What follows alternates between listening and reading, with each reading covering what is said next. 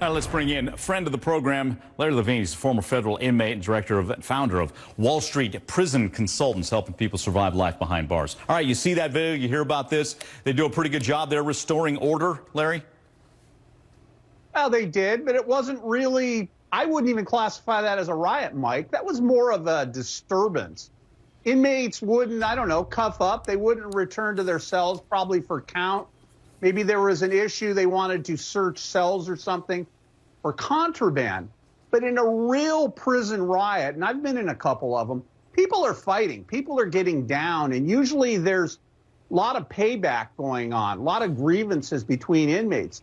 Back in February of 1980 at the New Mexico State Prison, there was a huge riot. Matter of fact, one of the largest ones in history. It's ironic it was in New Mexico also, where it lasted 36 hours and you had 33 inmates that were killed. In this, I mean, they were between the Sallyport door, that's what they call the door to enter the cell block. So this really isn't even a riot, but they performed, I guess, according to their policy and standards, Mike. Do you know what a CERT team is? A CERT team is? You ever heard of a CERT team? No, what's that? That's a Corrections Emergency Response Team. Out on the street, you would kind of call that a SWAT team, but they're specially trained, they have the right equipment, and they can do cell extractions. In other words, let's say somebody didn't want to leave their cell for whatever reason.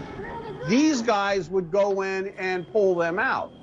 Now, the T-shirts they were putting over their face. I was in a large disturbance in California City back in, I want to say 2001. It was a federal holding center. It was brand new when we got there.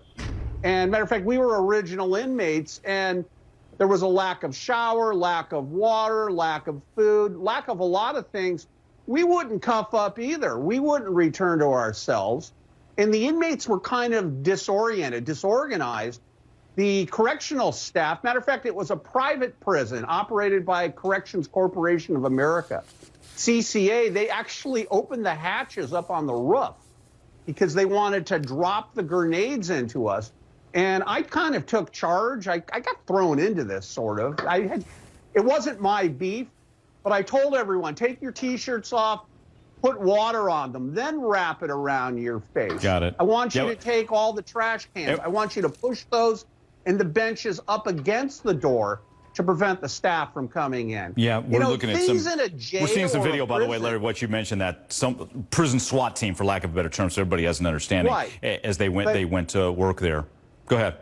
In a jail, a prison, any correctional facility, things can jump off pretty quick. You know, people ask me, was I scared? I spent 10 years in 11 different federal prisons, highs, mediums, lows, minimums. I was never scared when I was in there.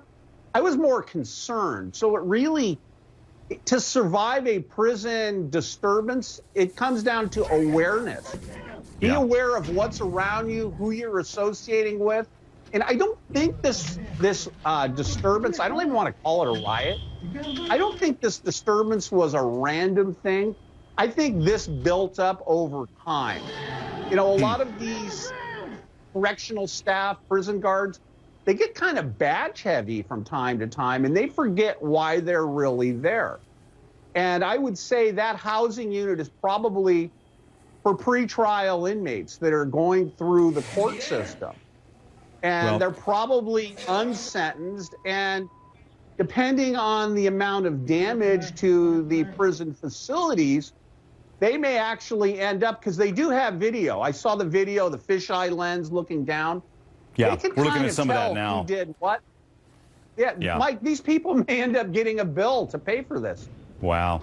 Hey, Larry, always good to see you, and you provide that unique insight for us. Larry Levine, thanks again. Appreciate it. By the way, we reached out to the jail for comment. Had not heard back as of yet. I want